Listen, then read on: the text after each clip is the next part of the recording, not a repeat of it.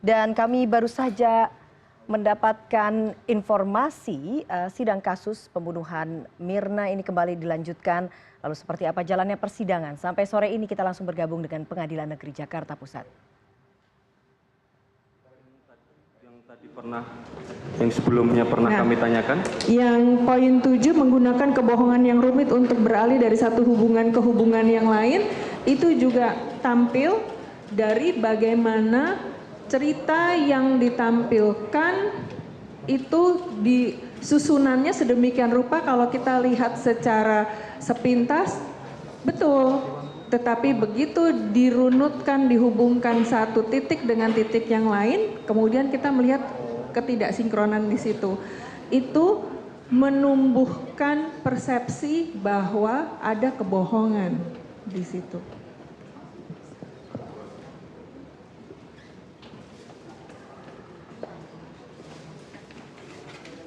Tadi saya catat ada 3 poin ya, poin 5, poin 3, dan poin 7. Ya, saudara ahli. Iya. Yang paling menonjol. Iya.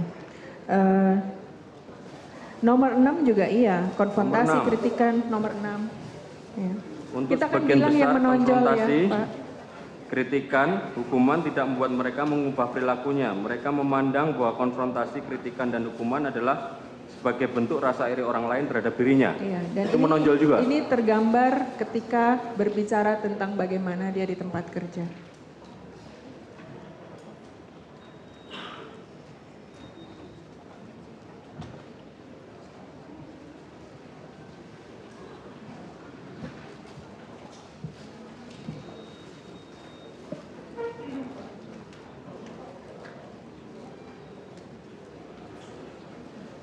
Silakan penasihat hukum, masih ada?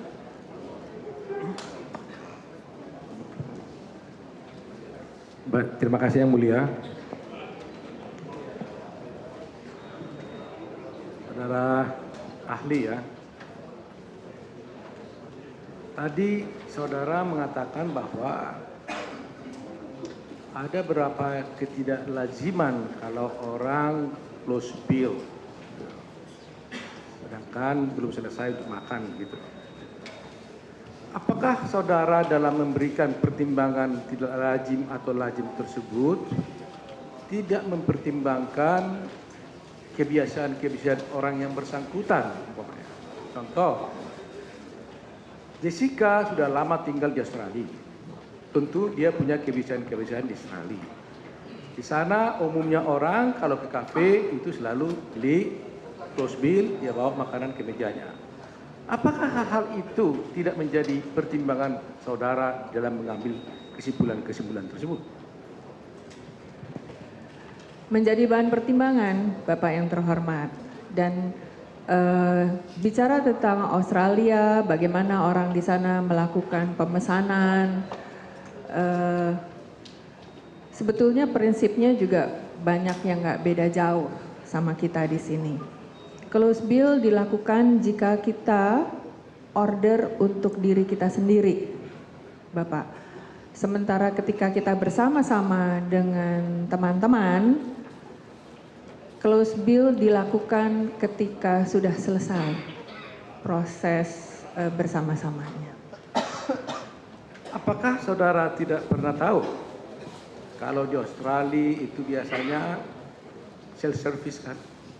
Jadi kalau di kafe kita beli dengan teman kita, untuk anak kita beli, kita bayar, kita bawa ke mejanya. Bukankah kebiasaan tersebut di Australia itu tidak menjadi pertimbangan saudara?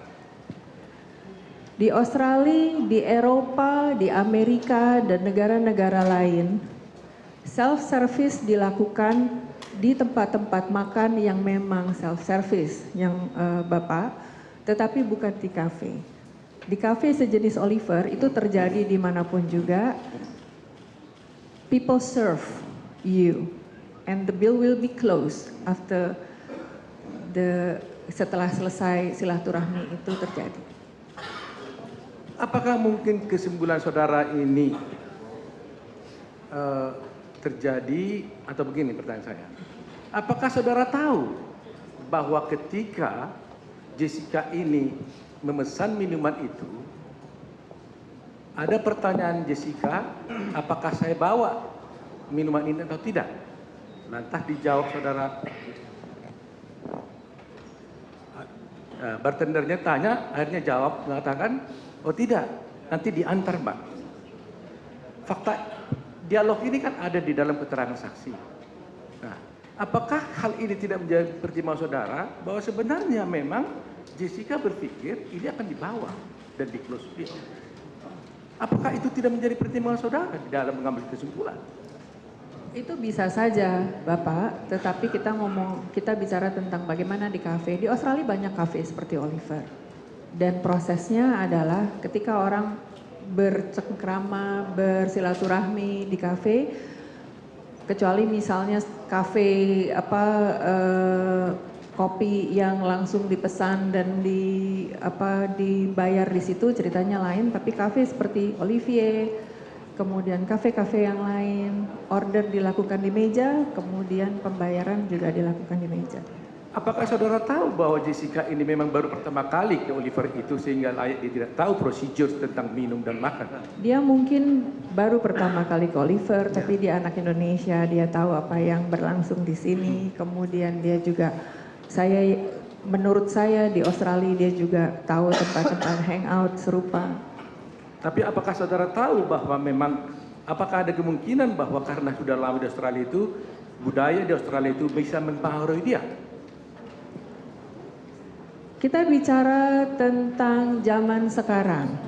Kalau Bapak mau merujuk kepada bagaimana wajah dunia dan kota besar makin lama makin mirip, Pak. You can read the world is flat. Thomas Friedman, the world become hotter and flat. Di mana-mana tren perilaku di kota-kota besar, bahkan Australia sekalipun, kecuali dia tinggal di dusun mana, perilakunya kurang lebih sama, Pak. Baik, saya tanya lagi, apakah bisa lamanya tinggal seseorang di suatu tempat, di Australia umpamanya, kebudayaan yang berada di sana itu mempengaruhi diri seseorang? Bisa, seberapa signifikan, saya bilang bisa Pak, tapi seberapa signifikan itu sangat terpulang kepada individu yang bersangkutan. Jadi bisa ya? Bisa, tapi sangat terpulang kepada individu yang bersangkutan. Kenapa saya bicara begitu Pak? Karena faktanya adalah sebagian besar dari kita dan anak-anak kita adalah millennials dan bagian dari global citizen. Dan kembali lagi kalau mau dirujukan kepada teorinya, panjang-panjang ya, cukup. maka perilakunya kurang lebih sama Pak. Ya, bisa. Sekarang saya tanya, tadi saudara mengatakan bahwa tidak lazim bagi seorang yang mau membalas traktir orang lain hanya langsung close bill dan hanya pesan minuman saja, tidak makanan. Dari mana saudara tahu itu? Apakah benar memang dia kesana itu mau membalas kunjungannya terhadap Mirna? Karena tidak ada dalam fakta persidangan. Dari mana saudara menyimpulkan tersebut? Dari mana saudara bisa mengatakan tidak lazim bagi seorang yang ingin membalas jasa orang lain itu hanya membeli hanya minuman begitu saja tanpa makanan-makanan yang lain? Dari mana saudara tahu itu? Keterangan itu diperoleh dari WA dan keterangan dari polisi ketika saya tanya. Keterangan dari polisi. Apakah ada di keterangan WA itu mengatakan dia ingin membalas jasanya?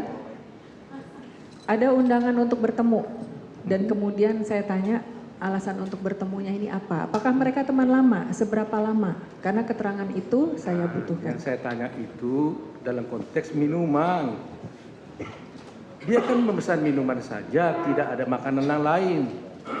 Saudara mengatakan tidak lazim itu dilakukan kalau dia ingin mau membalas jasa orang lain.